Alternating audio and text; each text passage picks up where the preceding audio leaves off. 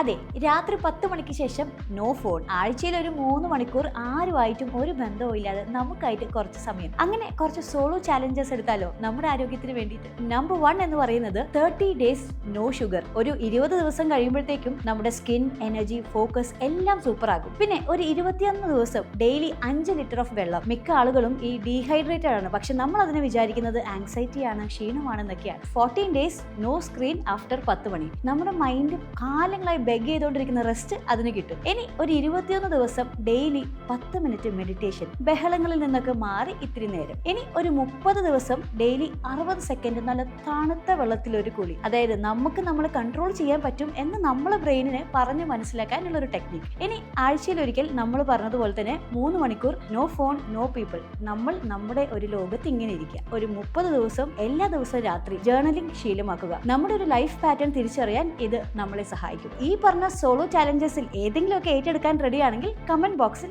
Yes എന്ന് type ചെയ്യും.